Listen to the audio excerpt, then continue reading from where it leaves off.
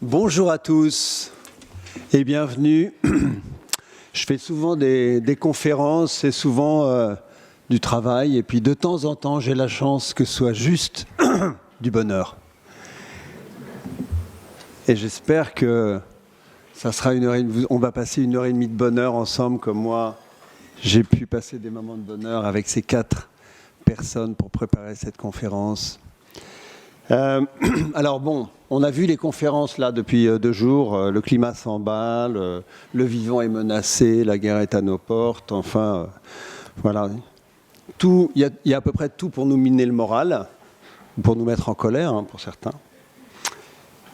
Mais enfin, il y a une chose qui ne peut pas nous être ôtée, c'est notre capacité personnelle, intérieure, à rester, à trouver des moments de joie de vivre. Dans cette époque troublée, est-ce que ce n'est pas la seule posture valable à adopter? Est-ce que ce n'est pas un antidote à la négativité, à l'inquiétude ambiante? Alors la joie de vivre, parfois c'est inné, mais pas toujours. Souvent, on va en parler avec mes invités, c'est un choix, c'est un courage, je trouve.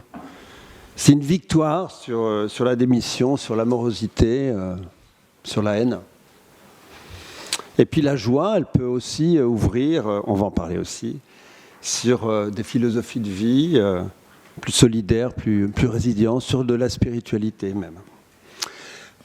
La joie de vivre, c'est important parce que ça nous donne le sentiment de retrouver la maîtrise sur notre destin. Quand on est impuissant, c'est souvent la dépression. Ça nous donne de la force pour faire des choix en accord avec nos valeurs profondes. Et puis ça nous donne de l'énergie tout simplement pour améliorer notre sort et celui de notre entourage. Parce que vivre avec quelqu'un de joyeux, c'est quand même chouette. Voilà, partout il y a de la joie, il y a de la création, disait Bergson. Alors aujourd'hui, on va se demander comment est-ce qu'on peut la solliciter, la savourer, la cultiver, cette joie ou ces moments de joie. C'est pas toujours joyeux, la vie. Mais en tout cas, elle est à la portée de tout le monde. Et il y a une philosophe, Sophie Chassa, qui dit, elle appelle ça faire des expériences biophores. Et biophores, c'est des expériences qui sont activateurs de vitalité. Voilà. Donc un moment avec les autres, un moment dans la nature, un moment de sexualité, de création, à l'opposé de ce qu'elle appelle les élans biocides, on en parlera aussi. Peut-être l'excès de contrôle, les environnements toxiques, la plainte. Voilà. Peut-être qu'en sortant d'ici, on aura envie de vivre et penser en stoïcien. Moi, j'aime beaucoup les stoïciens. Essayer de mettre à distance tout ce qui nous rend impuissants pour mettre notre énergie sur ce que nous pouvons changer, même si c'est que des petites choses qu'on peut changer. Voilà. Alors, autour de moi, Karine. Alors, c'est pas facile de présenter Karine Viard. D'abord, je pourrais me dire, voilà, il y a Karine Viard, maintenant je vais passer... Non, je suis quand même obligé de te présenter un petit peu. Je suis la seule fille, déjà. Oui. Ça, on commence... Eu égard à ça. Bon. Donc, elle est actrice, productrice, scénariste. Elle a joué... Je dis tout à l'heure, tu as joué dans 50 films. Pas du tout. 80 et encore. C'était il y a quelque temps qu'on m'a dit ça. Voilà. Donc, c'est une filmo impressionnante. Tous les types de rôles, dramatiques... polar, mais aussi joyeuse comédie. Je pense que tout le monde se souvient peut-être des Randonneurs, Tati Daniel, ou de quelques scènes cultes des actrices. Moi, j'avais bien aimé. Voilà. Bon, c'est une des personnalités les plus populaires de France et les plus inspirantes. Et pour moi aussi, en tant qu'ancien patron de psychologie, c'était une de nos hôtesses de couverture favorites.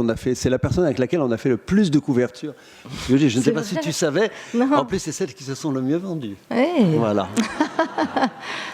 Bon, voilà. Donc, c'est à la fois facile et en même temps, c'est pas facile parce que quand on parle avec elle, on sent que c'est quelqu'un qui est à la fois spontané, volubile, très réfléchi. C'est quelqu'un de gentil et très assertive, de sensible et en même temps qu'on sent vachement forte. Et de légère et en même temps super exigeante avec la vie. Peut-être que c'est quelqu'un de vivant, tout simplement. Peut-être que c'est quelqu'un qui a un fort élan vital. Comme nous l'a dit... comme le dit dans un de ses livres Sophie Chassa. Et donc, c'est l'occasion de vous dire qu'il devait y avoir une deuxième femme, Sophie Chassin, mais elle a eu un empêchement familial impossible. Et voilà, hier, elle m'a dit qu'elle ne pouvait pas venir. Et donc, voilà, j'aurais une petite question à propos d'elle à mes invités, mais on la regrette parce qu'elle était très triste, entre guillemets, de ne pas pouvoir être avec nous pour parler de la joie. Je les ai séparés. C'est un test. Je me dis, je vais les séparer, ces deux-là. Non, tu n'as pas le droit de le regarder. Donc, Guillaume Tisserand, parce que bon, Moutz, il a quand même un prénom et un nom, hein, il a un état civil, il ne peut pas dire Moutz à l'aéroport. Voilà. J'ai essayé. Oui, ça ne m'étonne pas. Donc, Guillaume Tisserand, Nance Thomaset, lui, c'est son vrai nom, mais voilà, il nous expliquera pourquoi. Alors, eux, ils sont passionnés de voyage et d'écologie, donc déjà, non seulement ces experts peut-être de la joie, mais en tout cas de nos sujets de l'écologie. Ils sont partis, voilà, ils mènent une quête du sens et via le dépouillement, peut-être. Moutz, lui, par exemple, hein, je ne vais pas vous faire tout son CV, il a sillonné l'Amérique pendant 1 an en autostop à la rencontre des acteurs du monde de demain. Et Nance, il est parti expérimenter les techniques alternatives de voyage en traversant l'Atlantique en voilier stop. Hein, vous connaissez l'autostop ? Ok. On n'a pas le temps de parler de comment ça marche le voilier stop, mais quand on te dépose au milieu de l'océan, tu fais comment ? Voilà, à la rencontre des acteurs du monde de demain.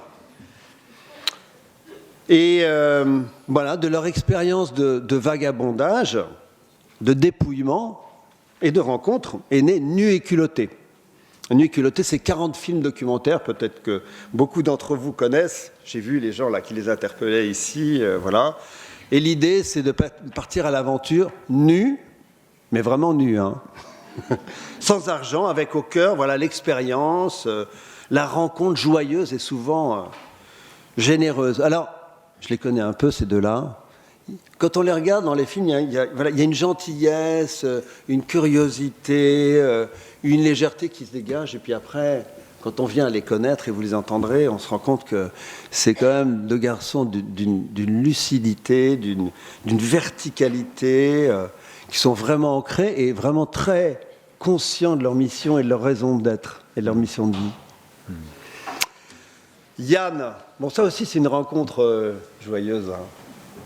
Donc Yann, c'est grand lycée, grandes écoles, grande entreprise florissante, la vie trépidante, Paris, les voyages, les rencontres.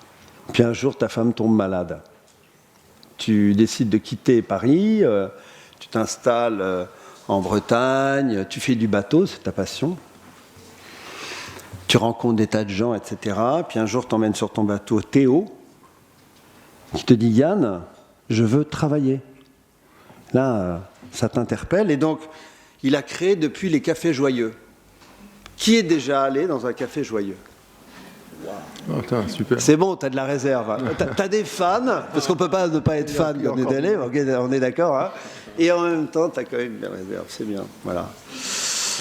Donc, voilà, c'est des cafés qui se révèlent pour les clients qu'on est, enfin que moi je suis, une expérience humaine, poétique, totalement touchante, quoi. Vraiment aller dans un café joyeux. Alors il y en a 9 à Paris ou en province, bientôt 25.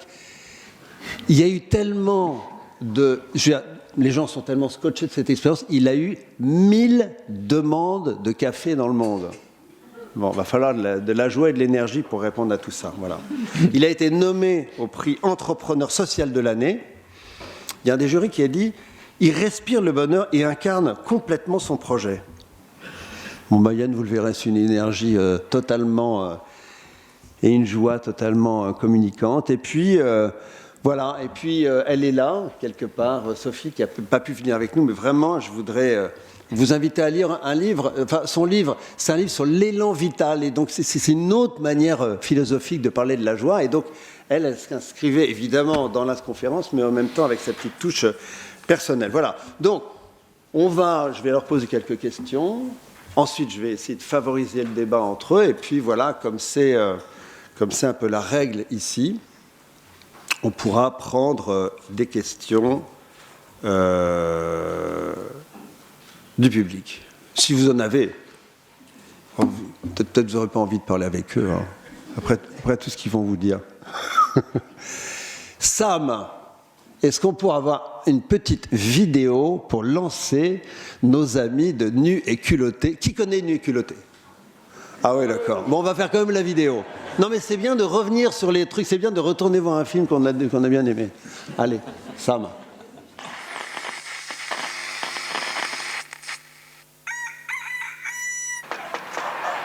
Bonjour madame, est-ce que vous auriez un vieux vélo ou un bout de pain ou n'importe quoi à manger? Mais il est magnifique ce vélo! Avec Nus et Culottés, vous rentrez dans le monde de la science-fiction. On est tout nus, on n'a pas d'équipe technique, on n'a pas d'argent. On a 3 caméras. Une là, Une là, et une là-bas. Et on a un rêve, c'est d'aller en Grande-Bretagne, boire un thé avec un lord. d'aller trouver une oasis au cœur du désert marocain. Faire de la montgolfière dans les volcans d'Auvergne. Bon allez maintenant, trouver un abri et faire du feu. J'ai envie de feu là.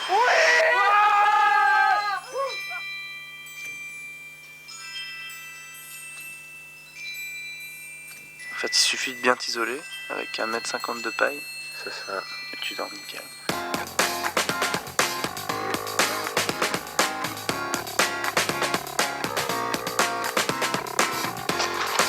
Bon, on vient de se faire arrêter par les gendarmes là. Et en fait, on était en règle. Ça y est, on rejoint la civilisation. Mon Dieu, Marilyn, ils sont partis tous. Ouais, ils sont partis ça. Il fait bon tout de suite quand on s'habille. Hein. En échange, on a un mini baluchon. C'est gentil, merci. Là, j'ai la méga dalle. Bon, il faut trouver un restaurant dans lequel on peut faire la plonge. Ok, j'aurai du boulot pour vous. Salut, on va en direction de Calvi. Est-ce que ce serait ta route à tout hasard? Vous êtes pilote de rallye? Tiens, vous savez ça? Ça te dirait de venir. Elle est partie, les gars. En route, Moussaillon!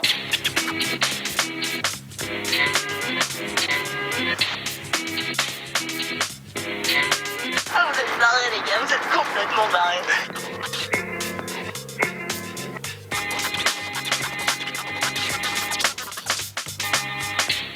Houston, on n'a aucun problème là. Et nous, on a un petit cadeau quand même pour vous. Bon, c'est symbolique, hein, c'est le soleil.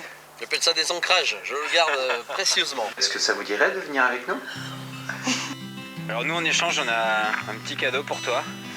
Une cuillère pour papé.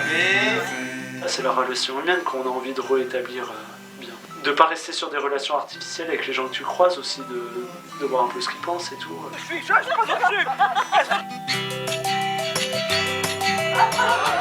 On est tombé dans un guet-apens, c'est la maison du bonheur.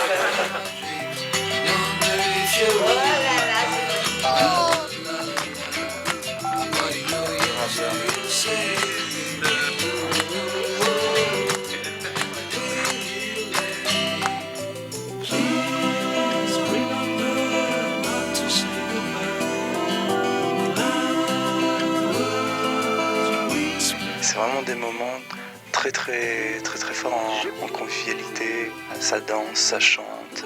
C'est des moments qui nous nourrissent beaucoup. Je peux faire ça, là. Ça, cette caméra, elle te filme, et celle-là, elle me filme. Santé. À votre voyage. On pique-nique ici? Oups, la caméra.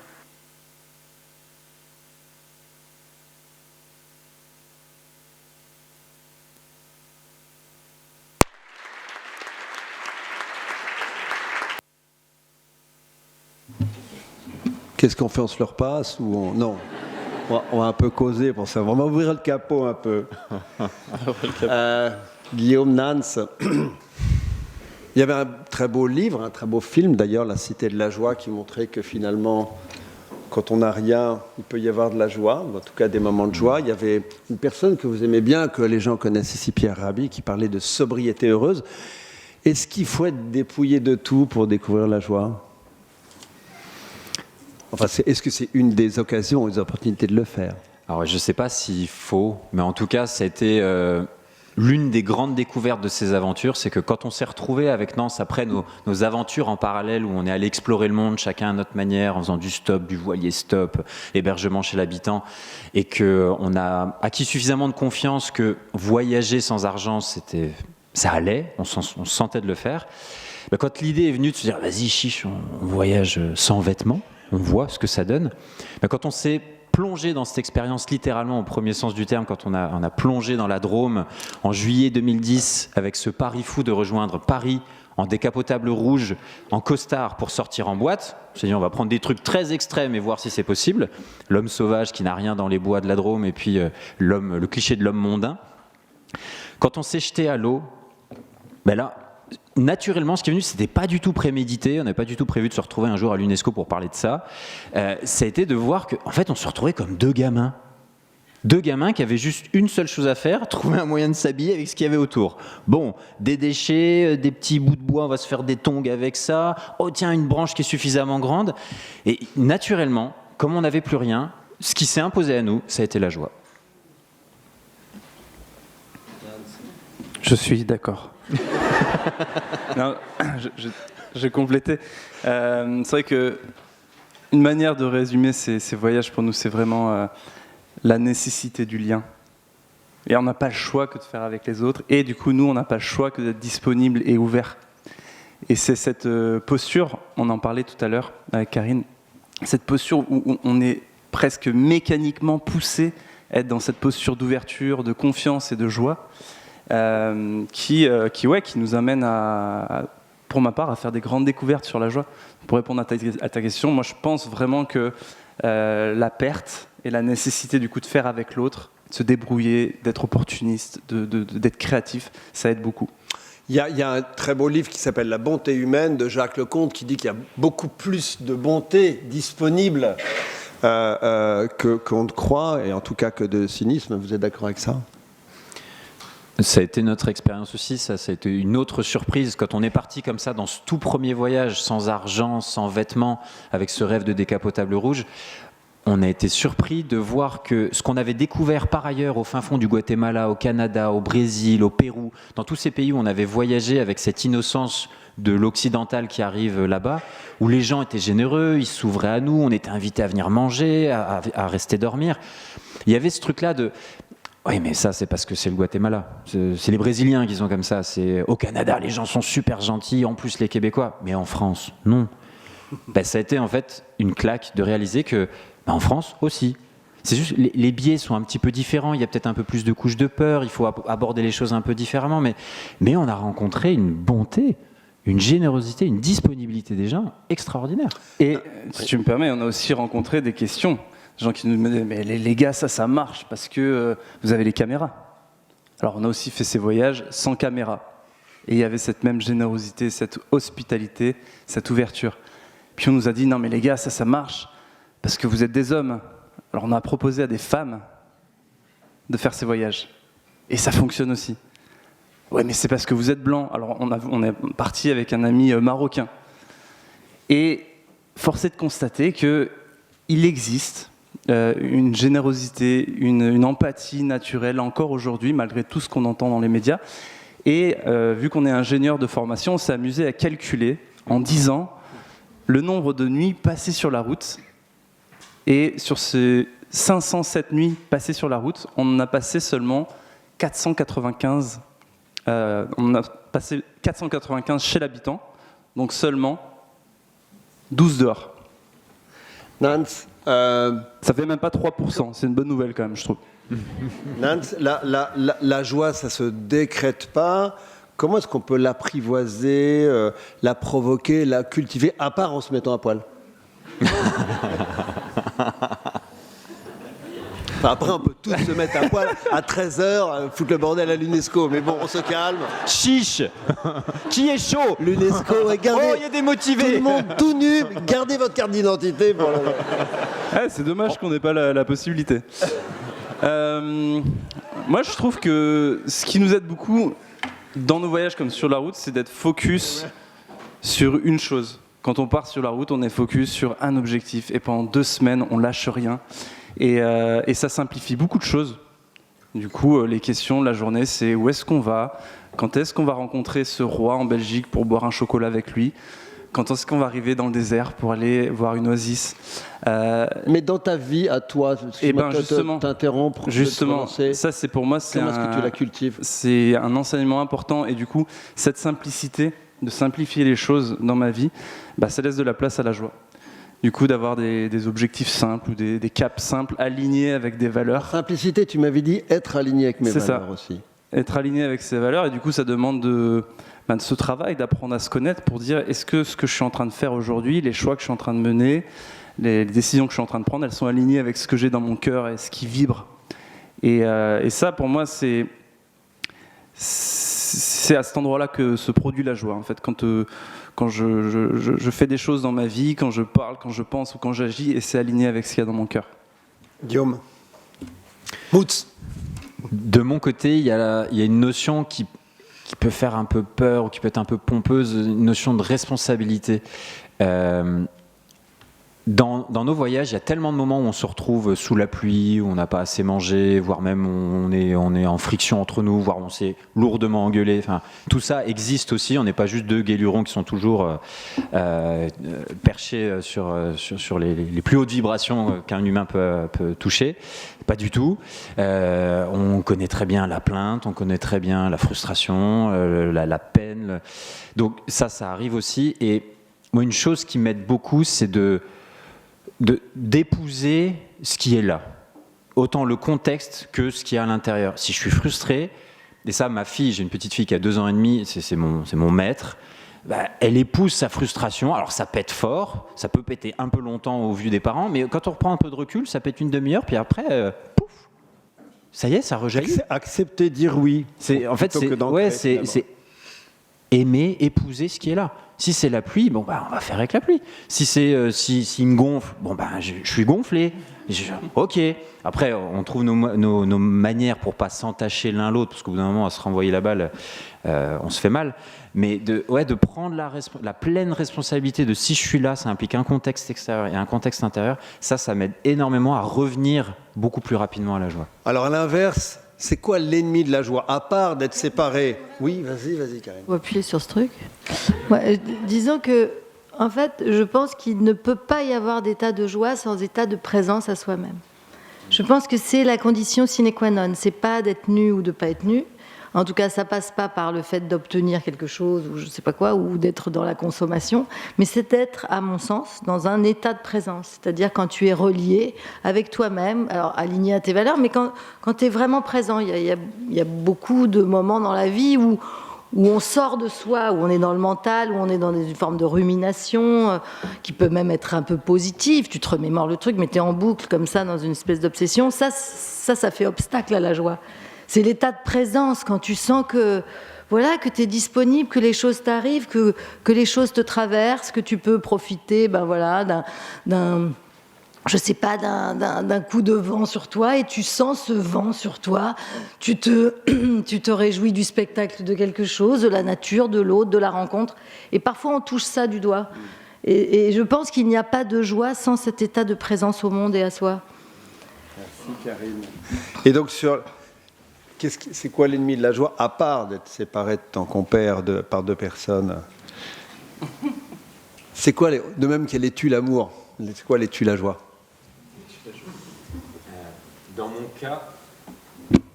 mon cas, un tue la joie important, c'est d'être en tension, de laisser une crispation s'installer et faire la loi. Ça veut dire quoi, faire la loi? C'est-à-dire que c'est la peur qui va diriger mes actions, qui va diriger mes pensées.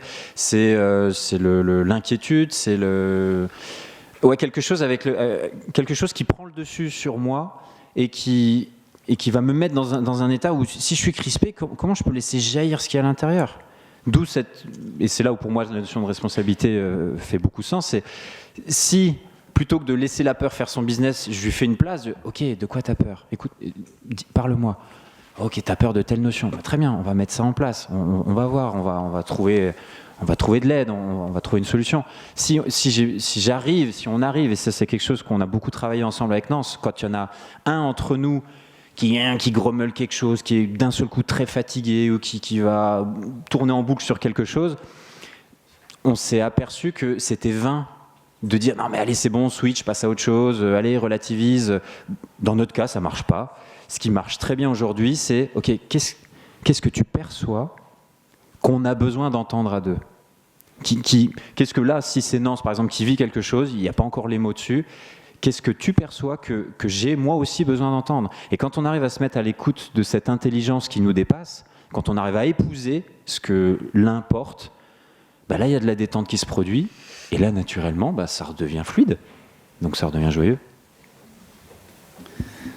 Oui, même pour moi, l'ennemi de la joie, c'est la négligence. Je vois, par exemple, dans nos tournages, il y a plein de choses à faire tous les jours. On ne se rend pas compte, quand on voit les vidéos, là on a l'impression que c'est juste partir, sourire, rencontrer des gens. En fait, il y a des caméras à gérer, il y a des cartes mémoire, il y a des batteries à charger. Et on le voit bien, si on arrête de s'occuper de notre matériel ou si on arrête de s'occuper de la relation, c'est-à-dire on a aussi plein de petites routines de couple, où tous les matins c'est une petite météo, comment tu vas, comment ça va, etc. On se prend un petit temps seul de yoga ou quoi. Et quand on arrête de faire ça, petit à petit on commence à avoir des petits graviers dans les chaussures qui arrivent, on commence à être un peu plus tendu entre nous, et puis très vite on se sent assez loin de la joie. Bon, je prends l'exemple du voyage, mais vous l'aurez compris, c'est l'image aussi de ma vie. Je ressens la même chose, quand les fondamentaux sont pas soignés, le sommeil, la nourriture, les activités physiques. Quand il n'y a pas de soins à cet endroit-là, quand il y a de la négligence, le reste, ça a du mal à suivre, quoi. Karine, on connaît alors parmi tes 80 films des rôles très joyeux, dans Tati Daniel, Les Randonneurs, etc. Je les ai cités. On sait que parfois les comédiens se servent des films pour extérioriser des choses, souvent des émotions qu'ils ont du mal à extérioriser. Est-ce que c'est ton cas ou est-ce que c'est la vraie Karine qui s'exprime dans ces films? Dans ces films, dans ces comédies? Moi, je dois dire que prendre un nouveau rôle, c'est toujours pour moi expérimenter. En fait, c'est pas forcément le cas pour tout le monde, mais moi, j'apparente mon métier au jeu des enfants. C'est-à-dire qu'on me dit toujours, oh, mais vous pouvez tout jouer, ce qui est absolument faux. Je ne peux jouer que ce que je peux concevoir, en fait. Et en fait, j'aborde toujours le jeu un peu comme un enfant, c'est-à-dire, et si j'étais une femme qui... voilà. Et à partir de là, le travail de l'imaginaire fait tout le reste. C'est-à-dire, je sais qu'il y a beaucoup d'acteurs qui ont besoin de se rassurer en ayant une préparation en amont très forte. Ok, je joue un flic, je passe 3 mois en immersion. Moi, je m'en fous, en fait. Parce que je pense que l'imaginaire peut faire ce travail-là. Après, tu peux avoir besoin de référents techniques, mais ce qui m'intéresse, c'est tout le travail de l'imaginaire qui me permet alors de construire des personnages qui naissent de mon imagination. Et de l'émotion, si tu m'as dit, je suis une actrice émotionnelle. Moi, je suis une actrice émotionnelle parce que dans mon enfance, mes émotions, dès que j'écris... dis donc... l'émotion, c'est pas simple. Dès que j'exprimais une émotion, elle était menaçante pour ma famille. Et donc, j'ai internalisé ça, que mes émotions étaient dérangeantes. Donc, je suis allée vers un métier qui me permet d'exprimer les émotions. Et je pense être une actrice beaucoup plus émotionnelle que mentale. Mais parce que ça me permet comme de me nettoyer, d'aller rentrer dans les émotions, prêter mon émotivité, mes émotions à un personnage qui n'existe pas et qui est construit de toutes pièces. Et l'occasion pour moi je sais pas, à la fois il y a de la curiosité, à la fois il y a de l'expérience, à la fois il y a un grand bonheur aussi. Par exemple, j'ai joué un rôle terrible où je tue des enfants. J'ai eu une grande joie d'actrice à faire ça. Parce que ça peut être très étrange, mais parce que je me suis complètement débarrassée de la moralité. Je ne me suis pas placée à cet endroit-là. Et je suis allée dans le tordu de ce personnage-là. Et ça m'a plu, en fait, de faire ça aussi. Alors, dans les innombrables interviews personnelles que tu nous as données à Psychologie, il y en a une dont je me souviens, je l'ai exhumée, tu me diras. C'était une interview sur les piliers, sur la joie de vivre. Et toi, tu étais interviewé en couverture, et on t'avait dit, c'est quoi les 7 piliers de ta joie de vivre? Rester fidèle à l'enfant en soi, être dans l'accueil, refuser la position de victime, lâcher prise, avouer ses fragilités, savoir demander de l'aide, regarder la mort en face. Donc ça, c'était il y a quelques années. Est-ce que Ouais, j'assume. J'assume tout ça. t'assumes surtout quoi? J'assume Qu'est-ce les qui te touche dans ce que je viens de dire sur toi et de toi, finalement? Moi, je pense que la seule chose qui compte, et je rejoins Nance là-dessus, je pense que la seule chose qui compte, c'est le lien. Que soit on peut être quelque chose, on peut être fier de son parcours, on peut se regarder avec gentillesse. Mais au fond, la seule chose qui soit intéressante, c'est l'autre. Tu meurs si tu n'es pas en relation, tu m'as dit. Ah, moi, oui, bien sûr, mais il n'y a pas que moi. Je pense que tout le monde meurt s'il n'est pas en relation. Il y a évidemment des expériences qui ont été faites avec des bébés à qui on donnait des soins. Hein. On les changeait, on les nourrissait, mais on ne leur parlait pas. Ces enfants sont devenus fous, en fait. Ces bébés sont devenus fous. Et sans lien, sans empathie, sans échange, moi, je n'existe pas. Parfois, l'autre peut être un problème parce que c'est une terre inconnue et qu'il peut y avoir beaucoup de malentendus et que ces malentendus peuvent créer beaucoup de violence. Mais pour autant, la vraie aventure, je crois que c'est le rapport à l'autre. Et les autres moments dont tu sais comme ça, qui te suscitent ou génèrent de la joie de vivre, c'est lesquels? Les moments? Les autres moments où tu expérimentes de la joie de vivre, qu'est-ce qui te met en joie? Alors, moi, je suis peu contemplative, mais je dirais que ce qui me met vraiment en joie, c'est quand je rencontre quelqu'un, un ami, quelqu'un que je connais pas ou quelqu'un que je connais, et que l'échange est fluide, nourri, intense, profond, authentique, libre. Ça, je dois dire que ça me procure toujours une joie sans égale. Et c'est toujours partagé. C'est-à-dire que je sais que quand je vis cette relation-là, je sais que pour l'autre, c'est la même chose. C'est vraiment comme un coup de foudre. C'est-à-dire que tu n'es jamais seul à vivre un coup de foudre. Il est toujours partagé. Alors au niveau où il peut se partager, mais c'est ça qui me rend le plus heureux. C'est ça qui me procure le plus de joie, c'est sûr. Tu m'as parlé de la danse aussi. Oui, parce que... En fait, il y a des plaisirs toxiques, c'est-à-dire, et j'en suis la première, je suis la première à les utiliser. Je pense que ce qui te procure de la joie, c'est quand tu apprends. En fait, je pense que l'apprentissage est une chose qui procure beaucoup de joie. Alors, tu écoutes un podcast qui t'intéresse, tu viens à ce débat. Je pense que c'est des choses qui remplissent.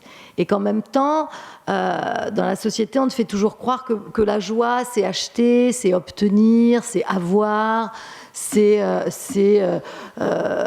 t'amuser en réseau, tout ça. Je trouve que tout ça, en fait, dilue la joie. La joie, c'est... Et puis tu m'as dit, puisque ma femme Stéphanie est dans la salle, tu me dis « Ah Stéphanie, il faut que je lui parle d'un livre qui m'a mise en joie, moi et tous les gens à qui j'en ai parlé. » C'est lequel? Bon.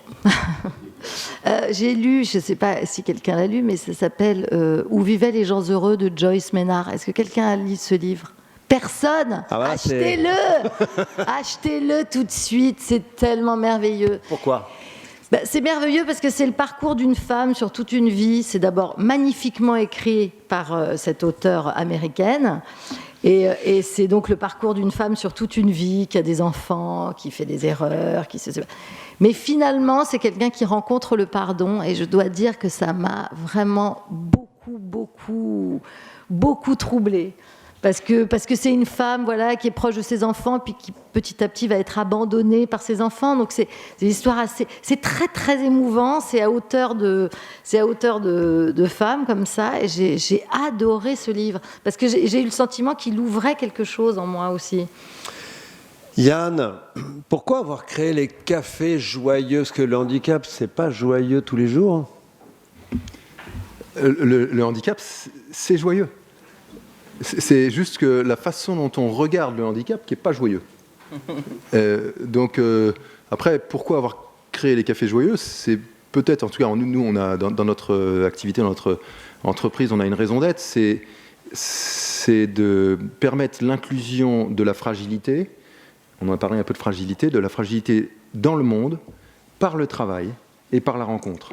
Et je pense, on est convaincu avec Lidvine, mon épouse, avec qui on a créé cette entreprise, que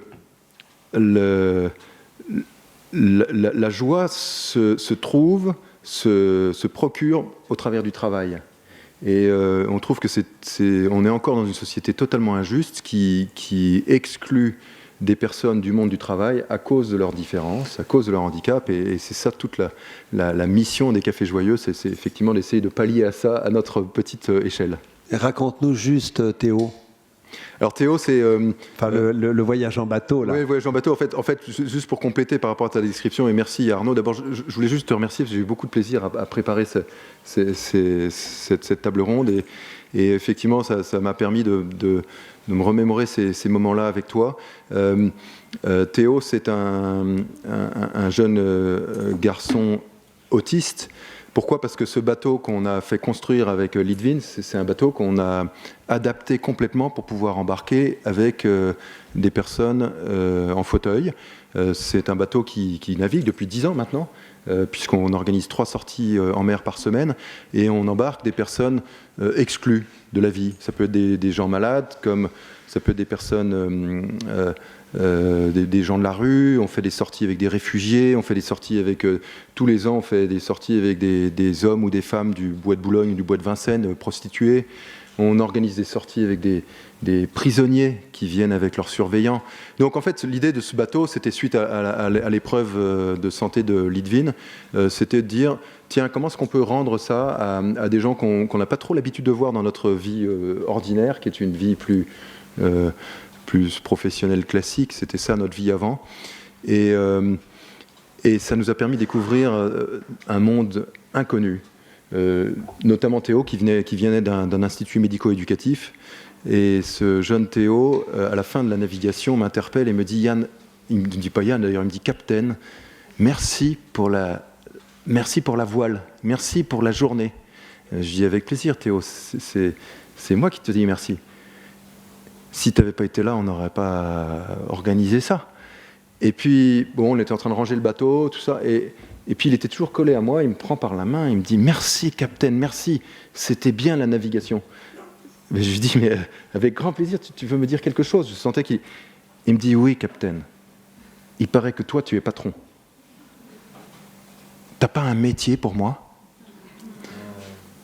Et en fait... C'est drôle parce que, enfin c'est drôle, à l'époque, à ce moment-là, c'était pas drôle pour moi parce que je n'étais pas du tout préparé à cette question. Et comme il m'a posé cette question de façon très naturelle et sans tabou, je lui ai répondu aussi simplement et je lui ai dit « Non Théo, j'ai pas de métier pour toi. » Et j'avais un petit arrière-pensée en disant, il dit gonflé un peu, parce que on organise une sortie, moi un peu fier, j'avais l'impression de faire ma BA, et puis voilà, qui me demande un métier même.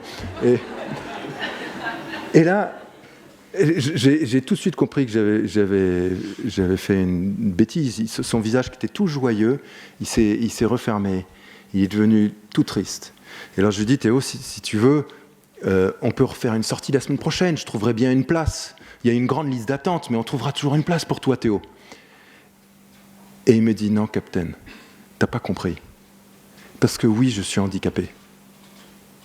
Mais je peux travailler. Je veux, comme toi, je veux être utile. Et ça a été forcément ça a été un déclencheur. Je suis rentré à la maison et là j'ai tout raconté à Litvin. J'étais en larmes parce que je me disais mais en fait on a tout faux quoi. T'as l'impression de faire quelque chose pour eux. C'était ma vie moi, 3 jours de bateau par semaine. En fait je me faisais plaisir et en fin de compte. On s'est dit, mais peut-être ayons un regard différent justement sur la différence, un regard différent sur le handicap. Les Cafés Joyeux, c'est leur projet, c'est pas mon projet. En fait, pour aller jusqu'à ce thème de la joie, au début, ma joie dans les Cafés Joyeux, c'est quand on signait un CDI. C'était le moment le plus fort dans l'ouverture d'un Café Joyeux, c'est la signature du contrat. Tu te rends compte, un contrat à durée indéterminée pour des jeunes qui n'ont jamais travaillé, pour des jeunes qui ont des talents, mais qu'on n'a jamais voulu révéler parce qu'ils ont une tête différente, parce qu'ils ont un mode de fonctionnement différent. Mais qui n'est pas différent ? On en discutait avec Karine. En fait, ça, c'était mon plus gros moment de joie, c'était la signature du contrat. Parce que ça allait changer, transformer leur vie. Tu m'as dit là, ma joie, c'est la progression de mes équipiers. Eh oui, exactement, mais c'est ça ma joie aujourd'hui. Ma joie, c'est quand je vois un équipier qui qui arrive à faire la mousse de lait pour servir un cappuccino parfait. Ça veut dire quoi parfait d'ailleurs? Mais en tout cas, il est fier de sa mousse de lait. Non, il n'est pas parfait. Il n'est pas parfait, non. C'est pour ça, rien n'est parfait dans un café joyeux. Mais oui, et parce c'est ça qui rend l'expérience magique et toujours différente. Ah, ça, c'est sûr. Non, mais allez-y. Hein, il y en a des plateaux renversés, des tasses qui tombent, qui cassent. Des oublis de commande. Et en plus, la manière dont il y a des gens qui drive, qui supervisent un petit peu le truc quand même, parce que la caisse, tout ça. Hein, je ne sais pas comment tu les appelles. Les équipiers joyeux, ouais. Voilà. Et donc, ils sont là, ils les aident un petit peu, mais ils les laissent faire. Et donc, il y a un truc foutraque, mais qui marche, qui est vraiment comme la vie, quoi. Comme la vie. C'est en fait...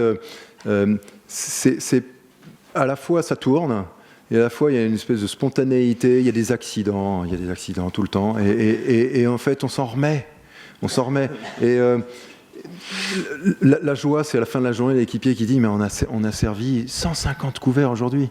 Mais ouais, je suis capable. Je fais un petit peu de promo pour ça, parce qu'il y a Nakache et Toledano qui ont fait un documentaire aussi dans le mode docu sur les cafés joyeux, et qui est passé 4 séries qui sont passées sur Canal, et ça va passer le 30 novembre en clair, parce qu'ils ont trouvé que fallait que ce soit plus disponible et enfin accessible à tous. Et vous pouvez regarder ce documentaire, ils font une synthèse, ça dure 1h30, et il y a un moment, il y a un passage. Et je pense à ça là quand tu me poses cette question, Arnaud, sur des moments de joie. On voit Clémentine qui est en formation. Elle apprend justement à la caisse à servir un convive. Alors on leur donne un petit Lego parce qu'il faut ensuite pouvoir retrouver. Il y a plein de petites méthodes comme ça. Et elle fait un peu la tête parce qu'elle se rend compte qu'elle n'y arrive pas. Et donc Clémentine, elle est trisomique. Et on la voit, gros plan sur son visage, et elle n'a pas un visage très joyeux, parce qu'elle n'y arrive pas. Puis on lui dit, mais non, mais t'as oublié de lui donner le petit cube. Et puis, elle vient, on recommence, Clémentine. Et en fait, il est très très patient, Paul Frère, là, qui filme ça, parce qu'on la voit dans toute la séquence. Et à la fin, elle y arrive. Et là, on voit, c'est un autre visage. Elle a ce visage complètement lumineux, et elle fait « Yes !» comme ça. Et en fait, ça, quand je vois ça, elle est là, ma joie. C'est de les voir prendre conscience qu'ils sont capables, prendre conscience qu'ils sont utiles, prendre conscience que finalement ils ont un rôle à jouer dans cette économie où effectivement, oui, ils ont un travail avec un contrat, et à la fin du mois ils ont un salaire, et ils ont leur place dans ce monde. Et comme vous et nous, quoi, on se réalise au travers de ce qu'on fait. Yann, tu parles parfois dans les interviews de ta foi. Est-ce que la rencontre avec Dieu, est-ce que les évangiles, c'est une source de joie ? Oui, enfin nous quand on pose la question, je le cache pas, parce qu'on se nourrit beaucoup de ça. Je pense que la joie, et ça a été dit, ça a été tellement dit, c'est cette unité de vie, d'être en cohérence, être aligné avec soi-même. Je pense que la joie, elle est d'abord dans son cœur. J'avais apporté ce matin, je suis tombé dessus, vraiment je n'avais pas prévu, mais je vais vous lire ce petit poème de la petite Thérèse de Lisieux, qui est quand même, si vous êtes allé voir la basilique de Lisieux, c'est un des bâtiments les plus visités au monde. Elle écrivait des poèmes, et je lis juste cette première strophe, un poème qui s'appelle « Ma joie ». Elle dit « Il est des âmes sur la terre qui cherchent en vain le bonheur ». Un petit peu ce que tu disais, Karine, il y a beaucoup de gens qui vont aller chercher le consumérisme, on croit que c'est en possédant, en achetant, en ayant. Et elle dit, mais pour moi, c'est tout le contraire. La joie se trouve dans mon cœur. Tout est là. En fait, on a tous la capacité d'être joyeux, au-delà des épreuves, peut-être même avec les épreuves. Alors nous, effectivement, avec Lidvine, on se nourrit, on nourrit cette vie intérieure grâce à la prière, mais ça peut être complètement autrement, ça peut être dans la méditation, ça peut être dans le retour sur soi. Ce qui est sûr, c'est qu'effectivement, nous, on est très très touchés par la vie de Jésus, parce qu'on trouve que c'est un modèle, mais ça ensuite c'est très personnel. Karine, quand on préparait tout à l'heure, tu discutais avec Yann, je te disais, mais au fond, c'est qui les handicapés ?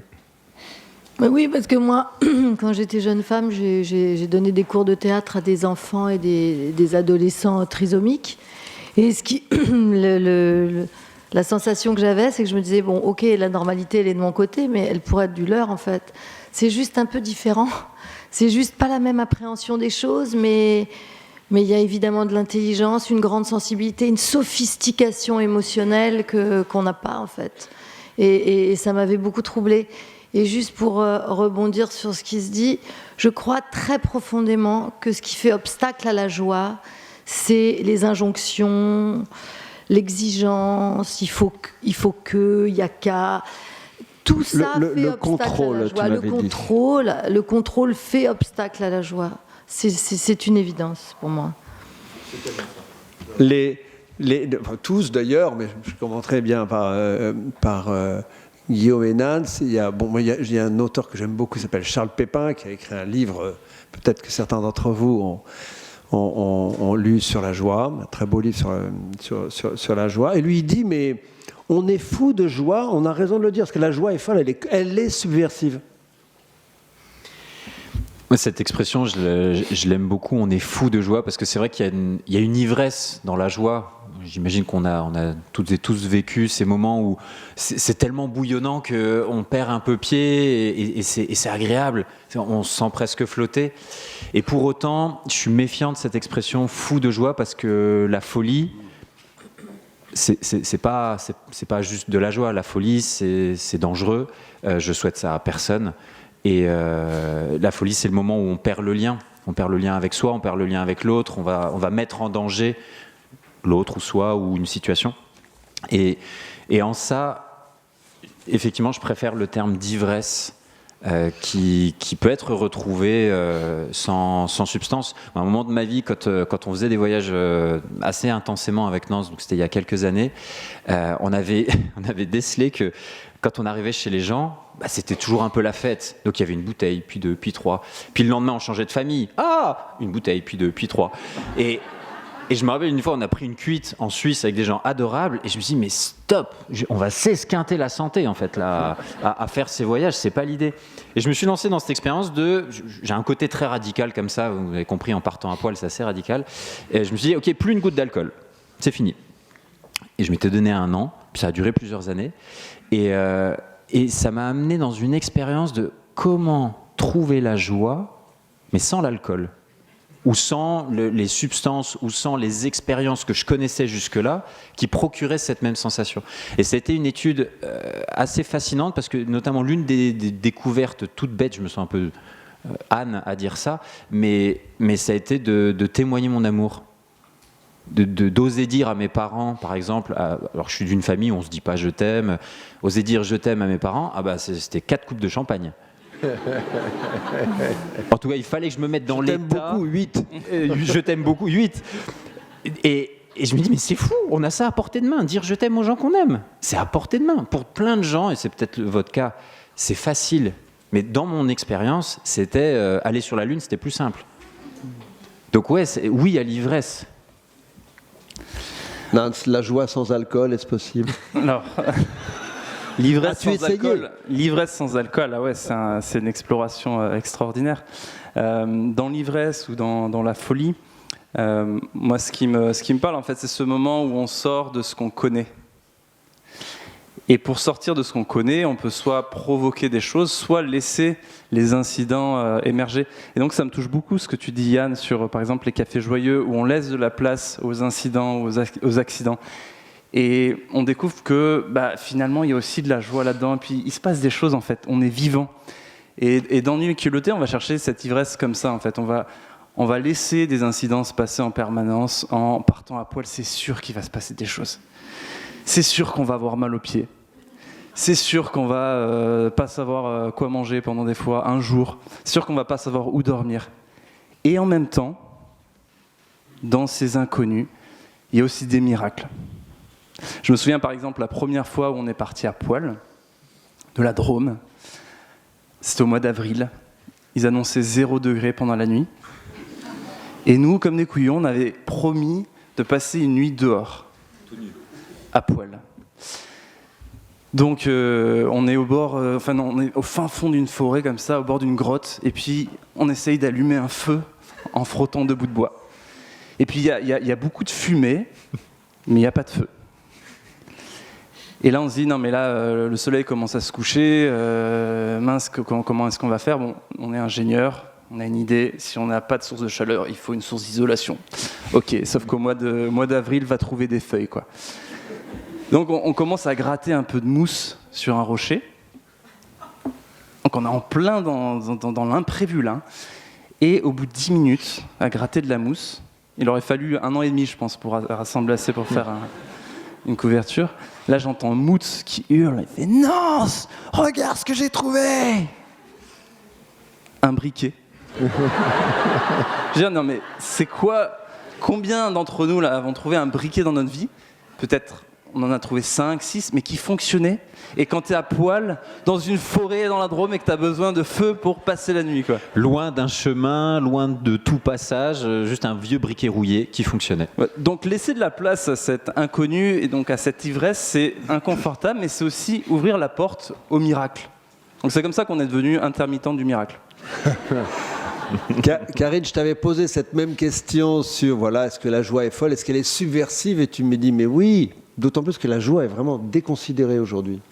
Moi, je trouve que c'est absolument subversif, la joie, effectivement, parce que par la peur, on est très dominé, en réalité. On fait faire ce qu'on veut, à qui on veut, dès lors qu'on le met dans un climat de peur. Je trouve que nos sociétés ne nous invitent pas à la confiance et à la joie. Pourtant, la joie, c'est vraiment une émotion humaine qui est sans doute la plus accessible et qui n'engage rien d'autre que nous.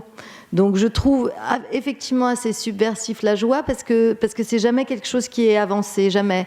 La joie appartient aux enfants, ils sont capables d'avoir beaucoup de chagrin, de pleurer beaucoup, et puis 2 secondes après d'être passés à autre chose et d'avoir une joie comme ça tonitruante. Et petit à petit, en vieillissant, j'ai l'impression qu'on ne met plus la joie au cœur de nos existences, alors que c'est un moteur absolument extraordinaire. Et comme disait Nance, c'est vrai que quand tu es dans la rumination, quand tu es dans la plainte, quand tu es dans la frustration, quand tu es dans des pensées obsessionnelles, la vie n'a pas la capacité de t'apporter ce que tu serais en droit de rêver, en fait. Dès lors que eux, c'est ce qu'ils font, c'est-à-dire qu'ils sont tellement démunis que c'est la qualité de leur envie, de leur désir, de leur confiance qui va leur permettre de s'en sortir.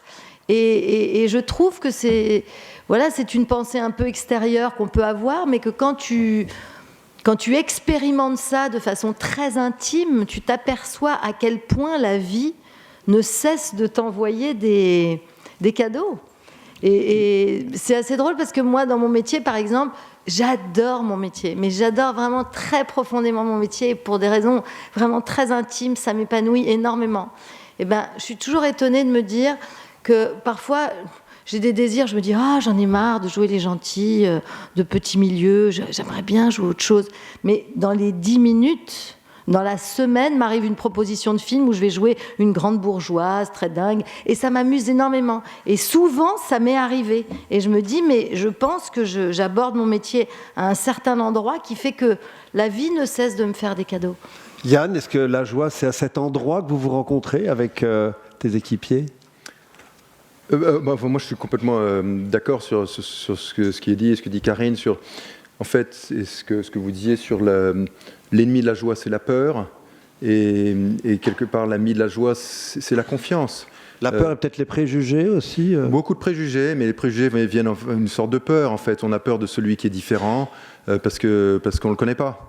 Et dans ce monde où on veut tout contrôler, regardez, aujourd'hui, on veut contrôler tout du début à la fin de la vie, sur tous les sujets, on veut maîtriser et on pense que grâce à un iPhone, tout est possible. Probable.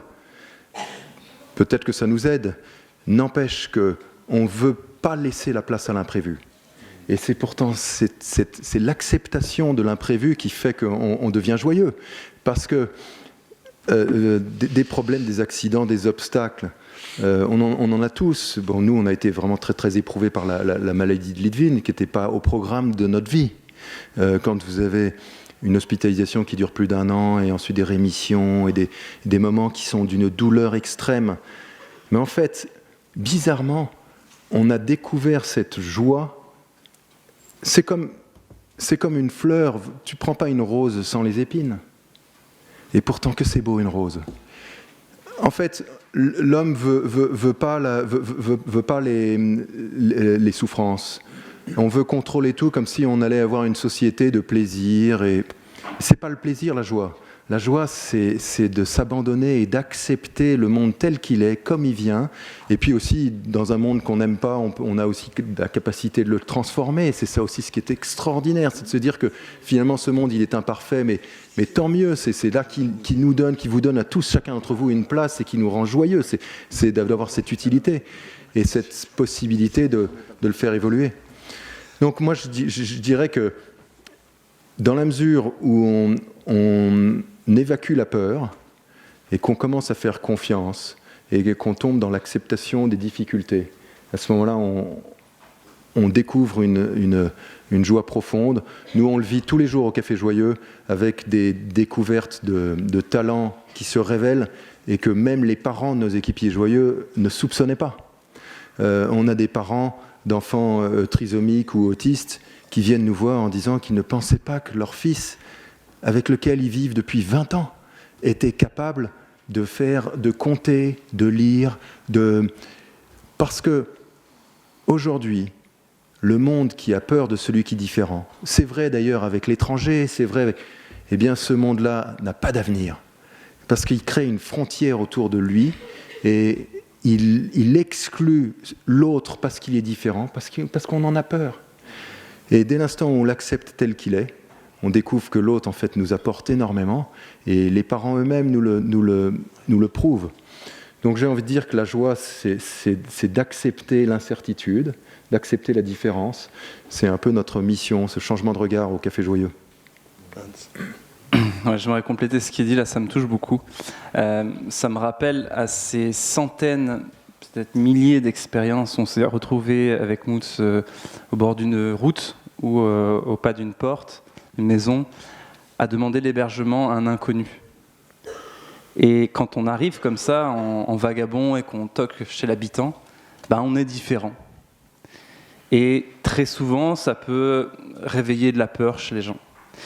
Et pour nous, vous êtes différent, et en plus, vous venez pour une raison bizarre. Bizarre, on veut dormir chez vous, quoi, et on n'a pas d'argent. On est à poil, est-ce qu'on peut dormir chez vous? Habillé en bâche.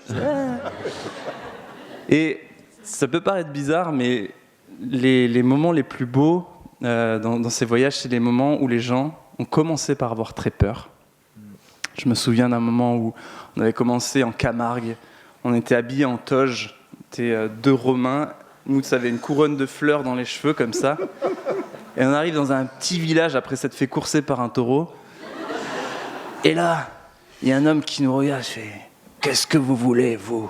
Le visage tout fermé comme ça. Je lui dis avec un grand sourire, on vient dormir chez vous, chez l'habitant.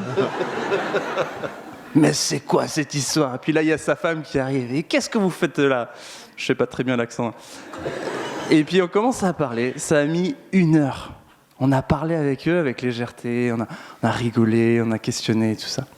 Au bout d'1 heure, ils ont dit « Ok, allez vous installer dans la caravane ». On est resté 4 jours chez eux. Quand on est parti, on pleurait tous. On les appelait papé, mamé. Et c'est juste pour dire que, enfin moi, ces expériences, ça me donne vraiment espoir dans notre monde. Bien sûr qu'il y a de la peur, bien sûr qu'il y a du jugement, bien sûr qu'il y a des préjugés. Mais je continue de croire, et j'ai construit ma foi sur le fait qu'il y a une empathie naturelle en chacun d'entre nous et chez l'autre. Et qu'avec un peu de temps, avec des sourires, avec de la persévérance, on peut la rencontrer. Merci Naz.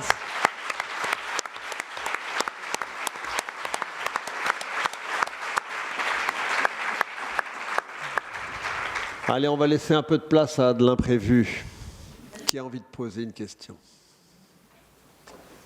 Madame, premier rang. Ce qui est sympa ici, c'est qu'il y a un petit côté assemblée plénière de l'ONU. Heureusement, on ne va pas parler du climat, on va parler de trucs plus marrants. Chacun a son petit micro. Climat relationnel. Ah oui, il y a même un micro là, si jamais ça. Oui, bonjour. Vous avez dit, Arnaud, en introduction, que Nance et Moots avaient une vision très claire de leur raison d'être, mission de vie. Et du coup, ça m'intéresserait de l'entendre. Et puis, et puis pour tous les invités de cette table ronde. Voilà, merci. Je vous ai mis la pression. Hein. Les mots que je mettrais pour ça, c'est contribuer à créer des espaces, que ce soit sur la route, dans des moments de conférences, de festivals, peu importe, contribuer à créer des espaces qui favorisent l'émergence de la compassion et de la communion. Un endroit où en clair, créer des espaces où ensemble on puisse sentir de l'amour. Il est clair, il l'a bossé hein, quand même. Hein. J'ai répété ce matin dans mon miroir. Oui, c'est ça. Pour ma part, depuis que je suis tout petit, quelque chose que j'adore, peut-être ça parlera à Karine aussi, mais moi j'adore raconter des histoires. Depuis que je suis gamin, je me filmais avec ma caméra et puis je racontais des histoires. J'écoutais mon cousin Sylvain raconter des blagues, il les raconte super bien. Je vous en raconterai peut-être. Et quand j'étais à la maison, en fait, on a vécu des drames à la famille, notamment ma maison qui a brûlé quand j'avais 6 ans, une maison que mon père avait construite, donc c'était très très dur. Et ma sœur qui est décédée à 15 ans, quand j'avais 15 ans. Et donc, pour moi, les histoires, c'était aussi une manière de continuer de vivre, en fait, de trouver de la joie. Et notamment après la mort de ma sœur, mon père est rentré dans une forme de dépression. Et moi, j'étais celui qui partait dans le monde et qui revenait avec des histoires inspirantes. Et je disais, il y a de la vie sur Terre, quoi. Ça vaut le coup de vivre. Et puis petit à petit, je me suis forgé une réputation un peu de... Allez, t'enjolives un peu les choses, quoi. T'exagères quand même. Mais moi, je vivais vraiment des trucs de ouf. Donc quand un jour, j'ai eu une caméra entre les mains pour témoigner de ce qu'on rencontrait sur la route, vraiment, et c'est devenu ma raison d'être, en fait. De raconter avec cette caméra des histoires qui nous donnent envie de vivre, qui nous donnent envie de rencontrer l'autre, qui nous donnent envie d'avoir confiance dans cette vie. Merci Nance. Question, Monsieur tout là-bas. Peut-être que votre micro marche, je ne sais pas. Sinon Vladimir va faire un peu de sport. Merci à toi Vladimir. Merci Vladimir. Je rebondis sur ce que disait Karine tout à l'heure au sujet du jeu et d'incarner le personnage, d'incarner l'émotion. Et c'est un très court témoignage. J'ai proposé un jour à une amie, je lui dis viens, t'es même pas cap de jouer la joie pendant 5 jours, de jouer la personne joyeuse pendant 5 jours, quoi qu'il se passe. Il pleut ou des choses beaucoup plus graves. Elle me dit ok, c'est parti, top, là on le fait. Ça a été incroyable pendant 5 jours. Et je continue aussi à rebondir sur ce que disait Karine. Ça a attiré à nous tout ce qui nous donnait l'occasion d'être joyeux, en l'occurrence. Donc c'était vraiment une expérience que je vous conseille de faire entre vous, comme ça. Pendant 5 jours, jouer la personne joyeuse. C'est pas facile, hein ? Mais par contre, il se passe des choses absolument incroyables. Donc merci à vous pour cette belle journée. Merci. Moi, je veux faire. Moi, j'essaye, franchement. Et on commence maintenant. Merci beaucoup. On a commencé d'ailleurs. Ah ouais, non ? Ouais, franchement. Mais moi, je pense qu'on peut créer une énergie incroyable. C'est-à-dire que si on décidait là, juste nous tous qui sommes là, de faire cette expérience-là pendant 5 jours, on est samedi, on s'arrête mercredi soir. Mais je pense qu'on peut créer une énergie incroyable et sortir du sentiment d'impuissance. Moi, je vous dis, on le fait, Dac ? On essaye, vraiment. Bon.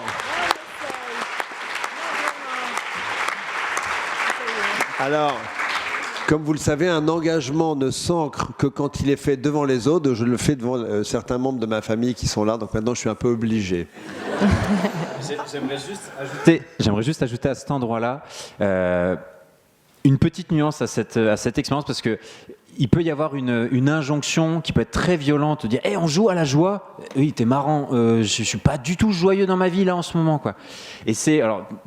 Depuis le début de la conférence, tu as cité plus de livres que j'en ai lus dans ma vie, donc tu pourras peut-être m'aider.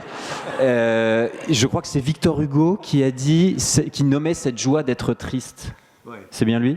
Bon, peu importe. En tout cas... Là, ça s'appelle Schadenfreude. C'est un concept philosophique allemand qui est la joie d'être triste. Il faut toujours avoir un Arnaud à côté de lui, à côté de soi. Et dans cette expérience, merci de lancer ça, merci Karine de propulser ça encore un peu plus loin, j'aimerais nous inviter à être attentifs que la joie, c'est pas antinomique aux autres émotions. C'est une qualité de présence, c'est juste laisser jaillir, vraiment au sens, si on prend l'étymologie de la joie, c'est laisser jaillir. Et si ma tristesse, elle est là, des fois c'est jouissif de se laisser pleurer un bon coup, quoi. Donc oui, soyons joyeux à être humains. Oui, mais cette expérience, elle peut aussi venir du fait que tu as des espèces de schémas de pensée, de courants de pensée, où d'un seul coup ça fait ça. Mais là, tu te dis pendant 5 jours, j'ai pas le droit en fait. Trouve un autre chemin de pensée, trouve un autre canal, puisque de toute façon, le résultat de ta rumination et de ton agacement ne va pas créer une chose très positive. Tu décides sciemment, en étant un peu comme ça... en ne le sachant pas le faire, de te dire je change de courant de pensée, je vais plutôt du côté de la joie, de ce qui me procurait de la joie. Moi je pense que si on fait ça, on peut créer des trucs super pour soi. J'aimerais témoigner qu'avec Moots un jour on a essayé ça. Vous avez essayé. Qu'est-ce que vous avez essayé encore? Alors on a fait une expérience, on adore les expériences avec Moots. Ah Et bon? alors, l'expérience c'était la suivante, on était dans un champ avec une bergère en train de planter des piquets et puis elle avait une radio. On n'était pas loin du Vercors, vers le Mont-Aiguille. Et dans la radio, ça parlait du vaudou. C'était pendant la Coupe du Monde au Brésil, donc il y avait une émission sur le vaudou. Et ça disait, mais le vaudou, tout est vivant. Les gens, bien sûr, les arbres, mais aussi la télé, la radio. Et puis, voilà, ça expliquait un peu la philosophie, la religion vaudou. Et puis on s'est dit, tiens, on s'est mis à inventer un personnage qu'on appelait Dieu vaudou. Un espèce de dévot en un dieu vaudou qui avait une foi absolue en son dieu et qui savait que tout était fait pour lui, tout était bon pour lui en fait. Et donc on s'est dit ok, on se met dans la peau de dieu vaudou et on s'est mis à voyager comme ça pendant 24 heures.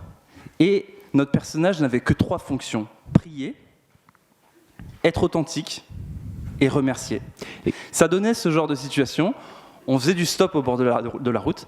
On me disait, mon Dieu vaudou, s'il te plaît, fais que la prochaine voiture qui passe, elle s'arrête pour moi, s'il te plaît, s'il te plaît.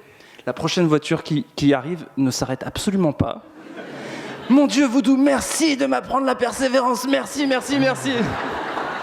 Et c'était tellement puissant. On a demandé le soir l'hébergement comme ça. Les gens, ils hallucinaient, mais ils voyaient que c'était sincère. On s'est endormi en souhaitant bonne nuit en Dieu vaudou. On s'est réveillé le lendemain matin. On est rentré chez nous. Et le jeu s'est arrêté quand on a retrouvé nos compagnes. On a dit, bon, vous êtes mignons les gars, mais là, ça va quoi. Mais vraiment, ça a été presque une douleur de sortir de ce personnage parce que réellement, on avait vu que ça avait modifié nos schémas de pensée, ça avait simplifié notre vie, prier, remercier, être authentique, et que ça procurait une joie immense. Et encore aujourd'hui, quand on se retrouve dans des difficultés, on va chercher Dieu vaudou en nous. Et pour ceux qui connaissent Nu et Culotté, peut-être vous voyez, des fois on parle à Dieu vaudou dans nos voyages. Et c'est une manière de retrouver le chemin vers la simplicité du cœur. Je voudrais que juste on laisse de la place aussi aux autres émotions et voit comment elles peuvent jouer. Bon, il y a une personne qui est morte hier. Que je trouve, excuse-moi de citer à chaque fois des auteurs, je ne lis pas tant que ça, hein, mais bon, voilà, qui s'appelle Christian Bobin, que je pense beaucoup d'entre vous connaissent ici, qui est vraiment une espèce de poète mystique, mystérieux, qui a un sens de la formule. Alors, Bobin, il dit « Je n'ai jamais vu le paradis que adossé à l'enfer, en contrepoint et en contre-champ. » Donc, est-ce qu'il faut avoir aussi quand même connu la souffrance pour savoir ce que c'est que la joie? Yann, par exemple, mais... à nouveau, je pense qu'une vie sans souffrance, c'est pas vrai. On nous a fait croire que c'était possible de vivre de la petite enfance jusqu'au dernier âge sans souffrir. C'est un mensonge, c'est un leurre. La souffrance, c'est comment on l'accepte, et il y a toujours, enfin je pense, en tout cas nous on l'a vécu comme ça avec Litvin, il y a quelque chose de plus grand, de plus incroyable qui peut en ressortir.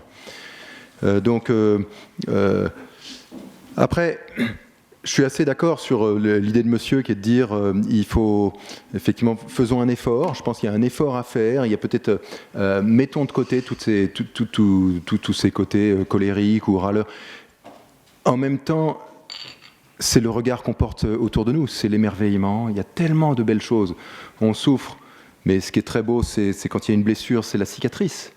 Ce qui est très beau quand il y a une maladie, c'est la guérison. La guérison est encore plus belle que s'il n'y avait pas eu une maladie. La cicatrice qui nous rappelle ce par quoi on est passé. Là. Oui, qui nous rappelle ça et qui nous montre finalement que en fait, la nature humaine est extraordinaire. Extraordinaire parce que, en tout cas, nous, avec Litvin, c'est dans l'épreuve qu'on s'est surpassé et qu'on y a trouvé une joie encore plus forte que si on avait eu une vie très, très monotone. On ne se lève pas le matin pour se nourrir uniquement. On se lève parce qu'on trouve du sens à la souffrance des autres, peut-être, et on essaie d'y apporter un peu d'apaisement. Et ça, c'est source de joie aussi. Oui, la gratitude, dire merci, mais merci, tellement de belles choses. Sauf qu'en fait, on pourrait dire merci peut-être 10 fois par jour, 100 fois par jour, et on considère que c'est normal. C'est vrai, ce sont des miracles. C'est un outil de la psychologie positive, les listes de gratitude. La gratitude, oui. On s'aperçoit, même si ce n'est pas artificiel, qu'on trouve toujours... on va dire des moments comme ça de joie dans la journée qui du coup nous mettent en énergie le soir. Et ça demande un effort, et c'est pour ça que je trouve c'est très intéressant de faire cet exercice pendant 5 jours.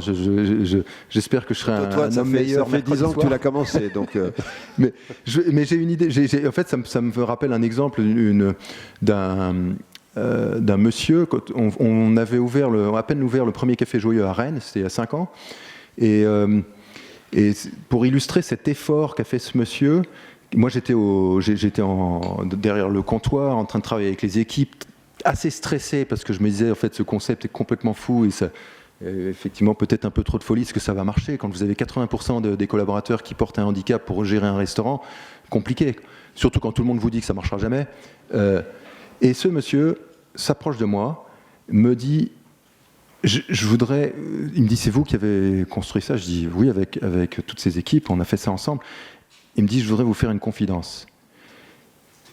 Je suis venu il y a 3 jours, je vois cette belle vitrine toute neuve, je m'approche, je vois des beaux éclairages avec ces néons jaunes, je pousse la porte, ça sent bon, je rentre, et là, je dis, et là quoi? Et là, je vois les gens, et là, j'ai eu peur. Et je dis, ah bon? Et alors? Eh ben, je suis parti. Mais je dis, mais monsieur, vous êtes là? Vous êtes ici aujourd'hui? Il me dit, oui, monsieur, ça fait 3 jours, 3 nuits. Je ne pense qu'à ça. Je dors plus. C'est cet effort, c'est ce courage qu'il a eu de revenir. Je pense que la joie, ça nécessite du courage. Et il faut effectivement se surpasser, aller au-delà. C'est courageux de dire merci. C'est courageux de dire pardon. C'est tellement difficile de dire pardon. Et c'est une source de joie immense de pouvoir demander pardon à quelqu'un qu'on a blessé. Qui ne blesse pas quelqu'un? Tous. Moi, tous les jours, je pense que je fais de la peine à du monde. Parfois, sans m'en rendre compte. Et lui, presque, venait me demander pardon d'avoir blessé ses équipiers qui étaient là dans le café et qui ont vu ce convive. On venait d'ouvrir, on est tous en train de regarder qui rentre. Et lui, il rentre. Ça sent bon pourtant. Mais non, il sort. Voilà, je pense que la joie nécessite un effort. Donc, merci pour cet exercice de 5 jours qui va nous demander de nous surpasser. Qui a bien commencé. Alors, une autre question. Vers là-bas, oui. Là, au milieu. Ah oui, tout le monde dit que... J'ai l'impression que vous avez une question super importante à poser parce que tout le monde dit que c'est à vous qu'il faut donner la demoiselle avec le masque. Voilà.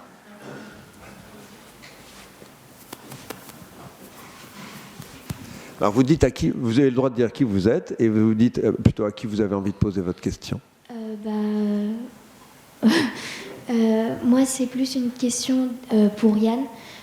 Déjà, juste merci d'avoir mis de la joie dans le mot handicap, parce que c'est pas toujours facile. Et quelle a été plus la première réaction des gens quand vous avez parlé du projet par rapport aux stéréotypes qui sont autour des handicapés, du handicap, etc. Merci pour votre question. La réaction, c'était une réaction de peur, je pense, de dire attends, mais ils ont une place pour eux, mais pas ici. Il y a, tu sais, Yann, qu'il y a des organisations qui existent, ça s'appelle des foyers d'accueil pour personnes avec handicap, ça s'appelle des instituts médico-éducatifs, ça s'appelle des ESAT, ce qu'on appelait les CAT, qui sont des centres d'accueil par le travail.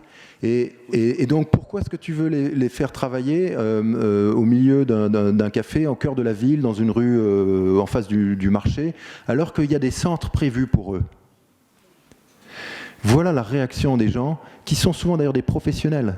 Les premières personnes qui m'ont aussi du coup un peu fait peur, c'est des éducateurs spécialisés ou des spécialistes du médico-social, des gens qui font des choses incroyables d'ailleurs, parce que eux c'est leur vie. Tous les jours ils se lèvent pour accueillir des personnes en situation de fragilité.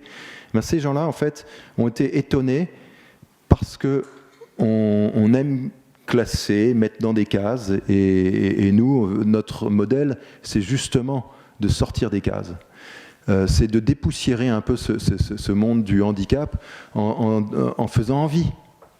Parce que le Café Joyeux, d'abord, avant d'être un emplacement qui fait travailler des personnes avec handicap, c'est tout simplement un très bon restaurant. Voilà, non mais c'est vrai, c'est ça ce qui compte. C'est au centre de Paris, dans des très beaux lieux, et c'est très bon. Donc c'est pas on les met pas dans les boulots de l'ombre dont on se dit bon. Et toute la fierté et la dignité retrouvée de nos équipiers joyeux, c'est parce qu'ils produisent des plats les recettes sont faites par Thierry Marx, et c'est eux qui cuisinent. C'est parce qu'ils apportent un service de qualité et ils trouvent leur joie dans le service en voyant que le convive est content. Quand on donne un pourboire, je peux vous dire, la cloche elle sonne, et là tout le monde crie merci. C'est ça la joie, c'est de se dire j'ai ma place et je fais envie. Et j'ai pas à rougir par rapport à la brasserie d'en face, parce que ce que je sers c'est bon. On fait du café, et je profite de votre question pour vous dire qu'on sert un café de très grande facture. C'est un café de spécialité qui est sélectionné par une femme qui est meilleure ouvrier de France. Et ce café, j'ai même été dans les plantations en Amérique centrale pour aller m'assurer que dans la récolte des fèves de café, le café vert, il y ait des personnes avec handicap qui soient là aussi pour récolter le café. Et ce café, c'est un café qui est délicieux. Ce sont des purs arabicas.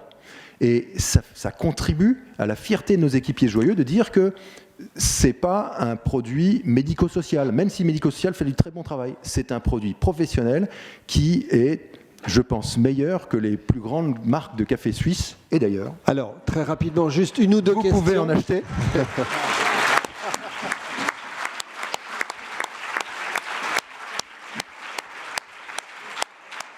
N'hésitez pas, caféjoyeux.com, voilà. Vous commandez un café, vous le recevez le lendemain chez vous, et vous savez que l'intégralité des bénéfices permet de financer le recrutement d'équipiers joyeux. Et voilà. ça, vous démarrez votre journée. C'est la promotion joyeuse, c'est le nouveau marketing, ça. Mais tu sais, Arnaud, tu as des gens qui prennent un café le matin avant même de prendre leur douche. Comment vous garantir une journée joyeuse ? Vous savez que vous savez que vous faites du bien dès le début de votre journée. Allez, on prend... Ah ben il a déjà le micro en main. On prend une ou deux questions très rapidement parce que je suis en train de me faire gronder par Vladimir. Parce qu'il faut qu'on termine bientôt. Question très vite. Question rapide, réponse courte, comme ça on en prend deux. Tout d'abord, merci beaucoup pour ce moment joyeux qu'on partage avec vous. Si vous deveniez ministre de la joie, vous 5, ça serait quoi la première mesure que vous prendriez ? Alors, qui a envie de commencer là ? Moi. Waouh ! Moi, c'est très clair. Hein. Tous les matins, un café joyeux et on se met à poil.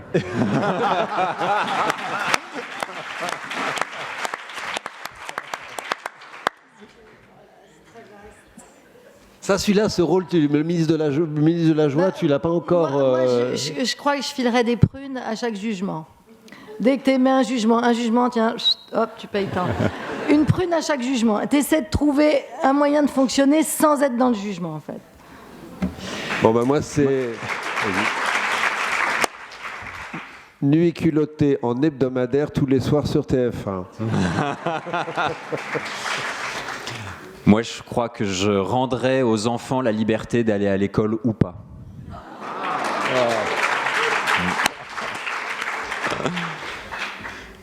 Moi, je organiserai, pour pour encourager des initiatives qui existent déjà, c'est concret. J'organiserai, je ne sais pas s'il y en a parmi vous qui connaissent le Duo Day. C'est une journée dans l'année où on encourage les chefs d'entreprise, mais pas que, les personnes au travail, à passer une journée avec une personne avec handicap. Je demanderais à ce que ce soit au moins une fois par mois, voire une fois par semaine, parce que ça nous transforme.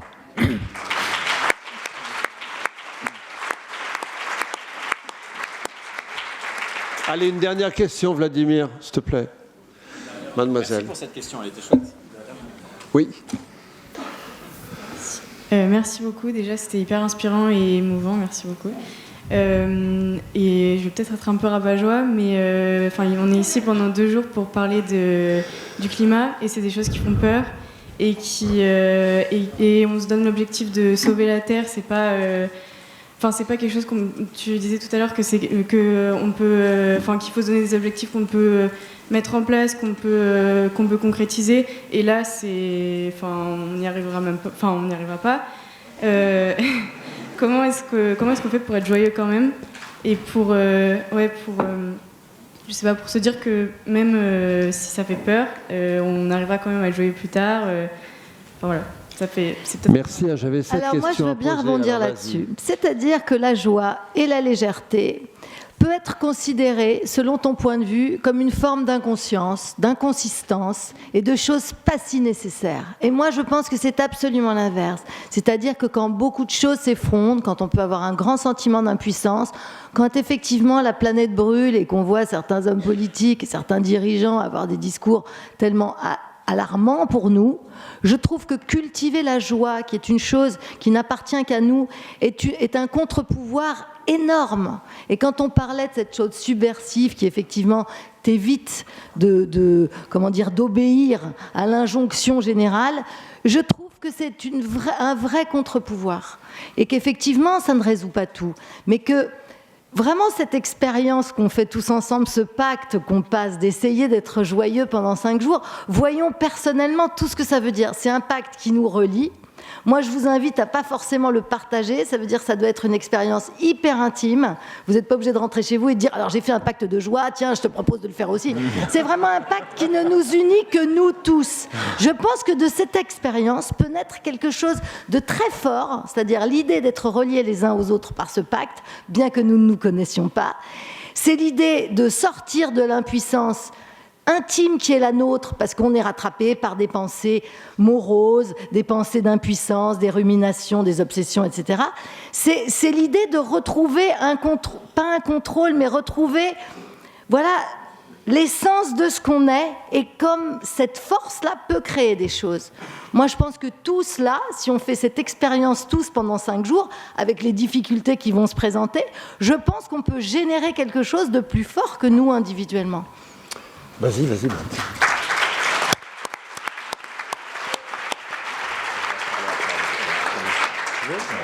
Merci pour la question. Très rapidement, hein, vas-y. Ouais. Parce qu'après Guillaume. Ok, merci beaucoup pour la question. Du coup, je vais être très rapide. Je trouve que c'est une question, moi, qui me touche beaucoup, parce que aujourd'hui, j'entends souvent cette dualité, et je peux la vivre aussi, entre comment je peux être joyeux alors que la planète brûle, avec toutes ces souffrances. Et la question, pour moi, elle est plutôt de comment est-ce que je peux maintenir ma joie pour l'offrir au monde, parce qu'on en a tellement besoin. Je me souviens d'une amie, Amande, qui a perdu son fils de 1 an et qui est venue me voir pour me demander si j'étais d'accord de l'accompagner dans un voyage pour retrouver sa joie de vivre, parce qu'elle n'y arrivait plus, quoi. Donc on a organisé un voyage puis un tournage autour de ça. Et une des personnes qu'elle a rencontrées, une des personnes inspirantes, lui disait « Tu vas voir dans ton deuil, à quelques moments, tu auras des moments de joie complètement irrationnels.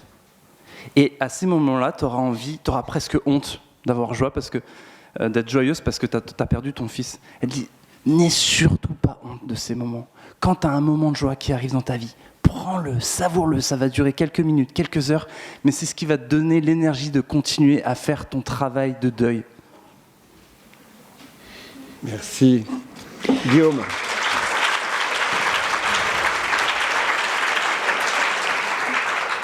Là, je vais faire quelque chose que j'ai jamais fait, parce que je suis très touché par cette question. Moi, ce qui a fait que je suis là aujourd'hui, c'est que j'ai été touché en plein cœur par les enjeux environnementaux quand j'étais adolescent. Et la rencontre de Nance, la rencontre de ces expériences qu'on a fait d'aller volontairement dans la vulnérabilité, ça nous a fait découvrir quelque chose. Donc, aujourd'hui, je vais faire quelque chose que j'ai jamais fait, qui me met volontairement dans la vulnérabilité. C'est qu'une fois qu'on se met à poil, qu'est-ce qui reste? On est né tout nu, on va mourir tout nu. Dans 80 ans, tous autant qu'on est là, il y aura plus, c'est fini. Il n'y aura plus personne sur cette terre, de ceux qu'on est là. Donc, qu'est-ce qui reste qui brûle en nous quand on est à poil? Qu'est-ce qui reste quand on est là face au vide de déclarer sa flamme à quelqu'un, prendre un nouveau job, se lancer dans une expérience nouvelle? À quel endroit la joie, cette boussole, nous dit « Vas-y, vas-y, tu veux chanter? Vas-y. Tu veux ouvrir des cafés joyeux? Vas-y. Tu veux te mettre dans la danse? Tu veux être actrice? Vas-y !» Parce que le monde a besoin de ça. Et la joie, elle a ce truc hallucinant, c'est qu'on croit que ça nous appartient. Mais en fait, c'est un message qui dit « Vas-y, le monde en a besoin. » Yes!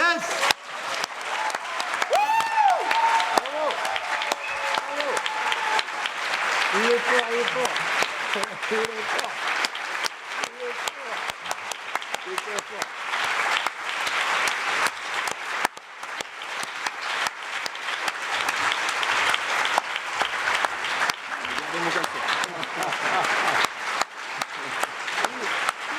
Il est fort.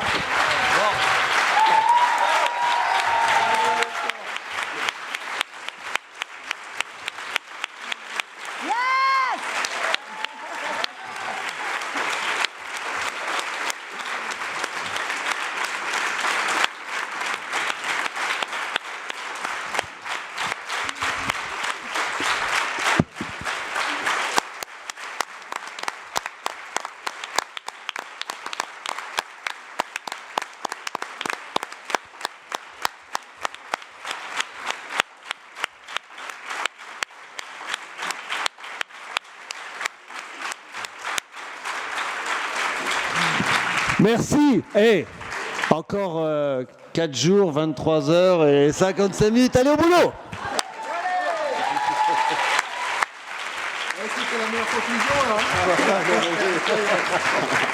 Et je pensais pas que ma loi de ministre, elle serait si vite appliquée, quoi. Quelqu'un a perdu un pantalon. C'est bien à toi.